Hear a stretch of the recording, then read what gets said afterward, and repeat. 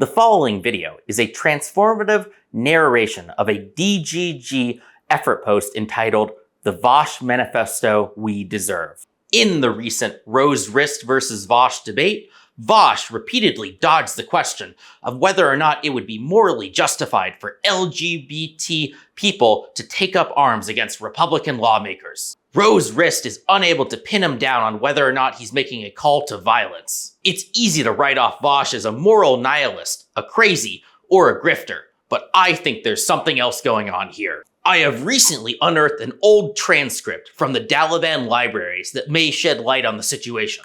Dan versus Vaush, the landlord question. So Vaush, I heard you think that tenants are morally justified in killing landlords. That's a straw man. I never said that, and I don't think violence like that usually produces good outcomes. That's very sussy of you. Let me break down your argument. In the past, you've said that 1. Feudal peasants would be justified in taking up arms against lords. Of course, feudalism was inherently undemocratic and a violent system of oppression. Peasants had no way for them to just vote for more freedoms. Unless the lords granted them freedoms out of the goodness of their hearts, their only option was violent revolution. You've also said that 2, if you knew somebody was going to enact violence on you, you would be justified in preparing for that or even engaging in a preemptive strike of violence against them. Yes, if you knew somebody was going to come to your house and kill you, it would be absurd to sit around and do nothing.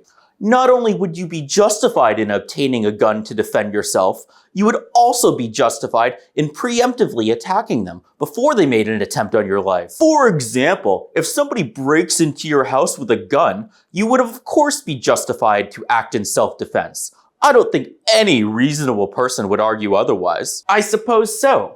And 3, you've also said that current situations bear some resemblances to feudalism and also risk slipping further down in that direction. Are you really going to claim that there's no analogy to the conditions of feudalism and there's no way that things could get worse? Housing is expensive, and statistically, people are unlikely to become landlords. And of course, it is possible that a fascist could attain power and rapidly increase the damages that they could cause as a landlord. I can't argue that there's no analogies, only that it's unlikely.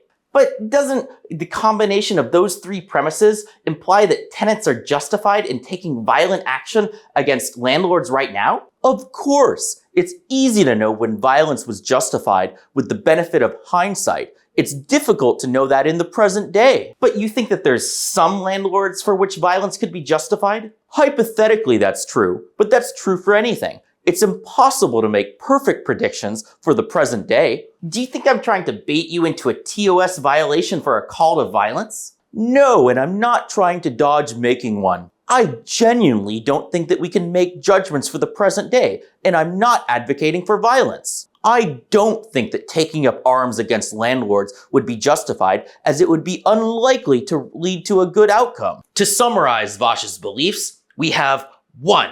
Feudal peasants would be justified in taking up violence against lords. 2. If you know somebody is going to enact violence on you, you would be justified in taking up arms or even enacting preemptive violence against them. 3. Current conditions bear some resemblances to feudalism, and we risk sliding further down in that direction.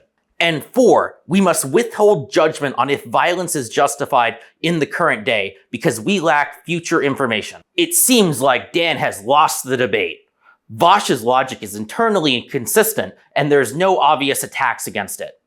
Dan can pitch more and more hypotheticals, but Vaush can reject them out of hand. The lack of future knowledge in the present day makes him withholding of judgment consistent and reasonable. Of course, this is analogous to Rose Wrist trying to force Vaush to admit that he's calling for violence against Republican lawmakers. Every hypothetical is dismissed out of hand. Hindsight is 20/20, but there's never enough evidence in the current day to strictly advocate for violence. And as a utilitarian, Vaush can't possibly be endorsing violence because it so often leads to retaliation against oppressed people. It appears to be logically consistent to point to historical examples analogous today where violence was justified while simultaneously choosing to withhold judgment on whether or not violence is justified today. Next segment, defining utilitarian realism. Destiny enters the debate. What's going on, guys? I'm pretty sure Vaush is making a call to violence, but I can't pin him down on it. Every time I try to get a straight answer out of him, he dodges. Nothing I've said is inconsistent. You just want to force me to make a judgment on the present day when there's not enough information to make a judgment. It seems like you're kind of an anything-goes moral nihilist. Anything that I say, you can just pick the good action and then dodge the hypothetical. That's bad faith and a reductive characterization of my views. I may have misdescribed my opinions in the past, but you can't just reject my arguments out of hand because I'm the one who said it. That's just a character attack. You have to specifically describe what is wrong with the argument that I'm making right now. Vaush has rejected Dan's criticism of him as a moral nihilist. If Dan can't find an inconsistency in the current argument, then his objection amounts to nothing more than rejecting an argument based on who said it. Thus, Dan seems to be in a position where despite potential disagreements about meta-ethical frameworks,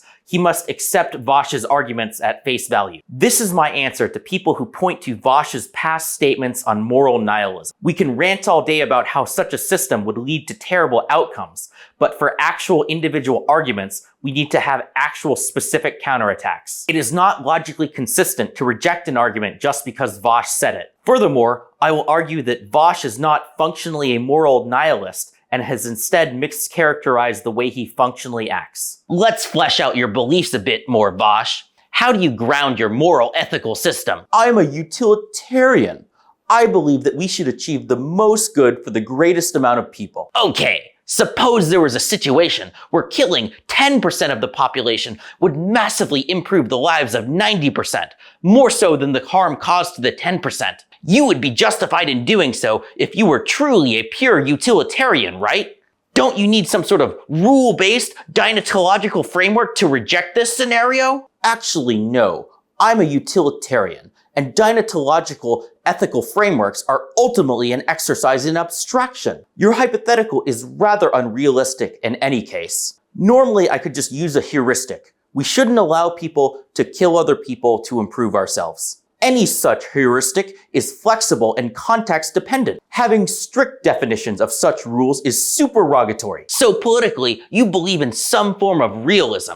That means that all your beliefs are contingent upon the world you currently live in. For example, in a situation where violence is normalized, violence may become acceptable. Exactly. There would be no point in attaching yourself to a holier-than-thou ethical system if you live in a lawless society. At the end of the day, you have to be able to look out for yourself. We must always make individual decisions in context and take the best action. To summarize Vaush's framework for ethical decisions, we have 1. Look at a situation in isolation. 2. Determine the likely outcome of each action in context. And 3. Pick the action with the best outcome. In my opinion, Vaush's functional moral system is closest to this kind of utilitarian realism. He wants to maximize good outcomes for people. He rejects political idealism and the sanctity of institutions, instead arguing that one's actions must match the reality of the world and one's political opponents. He rejects deontological frameworks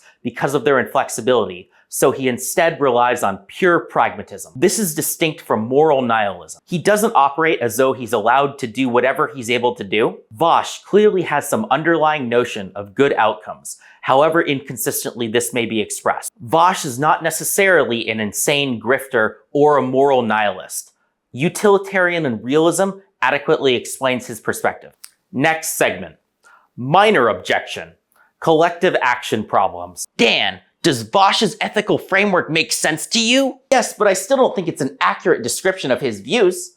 You still think I'm acting in bad faith? No, I just think that you're missing something. You believe we need to do something about man-made climate change, right? Of course. It's an existential threat to our society. And as a leftist, you believe that workers should form unions and fight the influence of capital, right? Yes. Class solidarity is the only path to victory in asymmetric power dynamics of the current society. Then you must admit that it's not enough for individuals to optimize their actions in isolation. Both union organization and climate change are situations where action requires cooperation among parties. You've failed to account for this in your ethical framework. I see your objection, but there's an easy fix. When choosing the correct action in context, people must optimize their actions in coordination with others. This way, all good faith actors will always pick the best action in every situation. Dan has described the collective action problem. Rational actors picking optimal solutions independent of those of others will not always lead to globally optimal results. For example, one can argue that it is not rational for an individual to reduce their global carbon footprint. The utility gain to the individual is far higher than the minor cost to everybody else, but in aggregate, this leads to climate change, which has large costs. In response, Vaush has given us a modified version of his moral framework. 1, look at a situation in isolation. 2, determine the likelihood of each action in coordination with others in context. 3, pick the action with the best outcome. It would seem that this new moral framework will always give an optimal outcome in every context. We are always giving our rules the optimal scope by restricting them to the present context. Therefore, we get an ethical free lunch. As stated, there are no apparent trade-offs. Utilitarian realism faces the problem of collective action. Accounting for this gives an apparently foolproof ethical framework with no drawback. Next segment. Major objection, the black hole. Any more objections? I've got nothing, but it's still sus that you're able to define an ethical framework with no apparent drawback. Maybe I can jump in here. Vaush, what is your opinion on mass surveillance? It's a dangerous breach of privacy and individual liberty. A government's ability to surveil the population directly infringes on people's ability to organize and fight oppression. However, it seems inevitable that mass surveillance is developed in the future. The capitalist system incentivizes corporations to develop it. Given that someone will develop mass surveillance, would you rather that person share your ethical frameworks and political beliefs? Of course, somebody with a utilitarian and anti-capitalist framework could temper the worst of that technology. Someone who is self-interested will have no such considerations for the betterment of society. You also believe in first mover advantage, right? The first person to develop a technology often guides its use. Yes, this is basic economics. Then by your belief system, it's morally good for somebody with your beliefs to develop mass surveillance. Your argument checks out, but I fail to see its relevance to the current debate. Generalizing this argument shows the fundamental flaw in your worldview. We can justify any action by the perceived certainty of future situations. Destiny has just described what I call the utilitarian realism black hole. By individualizing each situation, we can justify any action by arguing that somebody is bound to do it, therefore it may as well be us. Another example of this regards escalatory actions in competitive situations. Consider the following premises. 1. Hypersonic ICBMs are a dangerous escalation of nuclear proliferation. 2. Some enemy is bound to create such a system. 3. It would be dangerous to be beaten to such a system due to preemptive strike capabilities.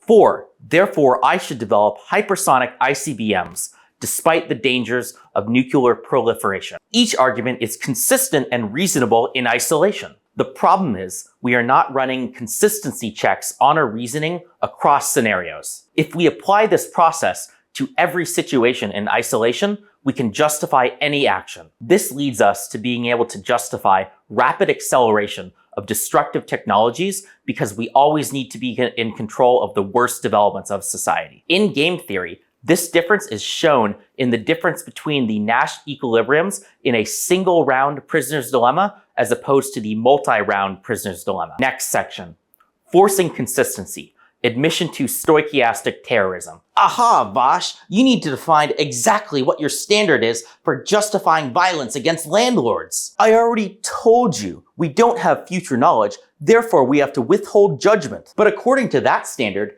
tenants would not be justified in uprising in a feudal society, since in their own present time, they did not have future knowledge. Yet you believe that feudal peasants were justified in uprising in their present time. Your beliefs about withholding judgment are fundamentally incompatible with your beliefs regarding historical examples. Fine then, I may not know the exact criteria for which violence may be justified. I suppose each individual has to decide that for themselves. So you've argued that 1. tenets have enacted justified violence in the past. 2. If violence is imminent, then one is justified in preparing for it. 3. The current situation may devolve into violence against tenets. And 4. Each individual must come to a conclusion about whether or not violence is justified on their own. This is a direct admission to stochastic terrorism! Oh no, I have been immolated! Well, I think that's covered everything. Apogino, Macabino, Apollino, my Dinoritos. Dan has correctly pointed out that Vaush's beliefs have failed a consistency check. For historical examples, Vaush has allowed future knowledge as a justification for violence. For the present day, Vaush disallows future knowledge and requires us to withhold judgment. In an attempt to salvage his argument, Vaush admits that he must let each individual decide themselves on if violence is justified. This is effectively an admission to stochastic terrorism. The utilitarian realist black hole is precisely how Vaush can argue the following 4 premises simultaneously and still be consistent. Consider the following 4 premises. 1. People would be justified in violently uprising before the Holocaust happened. 2. Arming oneself is an important preparation for violent acts. 3. Republican lawmakers are taking actions similar to German politicians before the Holocaust happened. But 4, we must also withhold judgment on whether or not violence is accepted against any individual Republican lawmaker. No amount of asking questions about the situation can prove that Vaush's withholding of judgment or advocacy for violence is inconsistent. This is because the black hole allows Vaush to isolate the scenarios. The only way to counter this is to demand that Vaush give a consistent evidentiary standard for justifying violence. We must ask, under what situations is an individual justified in preparing for violence, and in what situations must an individual withhold judgment? Dodging this question is equivalent to saying, people must make their own decisions about whether or not violence is justified in an individual scenario. And admitting to that premise would be a direct admission to stochastic terrorism. Or in other words, it is saying that we are in a social situation where individuals could be justified in making up their own mind about whether or not violence is justified. Or in other words, if you force Vaush to be consistent in his standard between historical versus present-day justifications for violence, it would either force him to abandon this belief of his justifications for violence or admit to stochastic terrorism. And this can be done entirely within his own functional ethical system. Next section, conclusion. On stream, Destiny has attacked Vaush's position on institutional grounds. If people fundamentally believe in the government and believe it can make things better, they won't resort to violence, and society will be better off. While this could be compelling, it gives the impression of needing a deontological framework. We need to directly define a rule that we should respect institutions.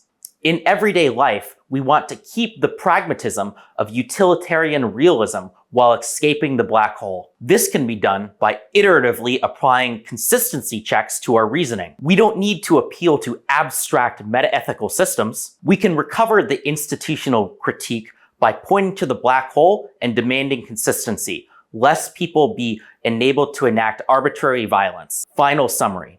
We can attack Vaush's position by appealing to pragmatic reality without appealing to insanity or grifting. His functional ethical system is utilitarian realism, not moral nihilism. The black hole problem is what allows him to have apparently consistent beliefs while also justifying abhorrent actions. Or in other words, someone will do a bad thing, therefore I may as well do it first. We do not need deontology or a prior trust in institutions to attack his arguments. We can simply force him to adopt a consistent standard for the justification of violence.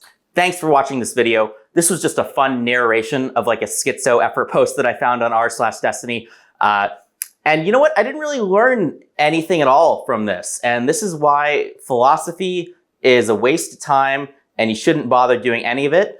And why did I spend 5 hours on this video? I didn't learn anything. Help escape, turn off the video, go away now, never watch philosophy again. Bye.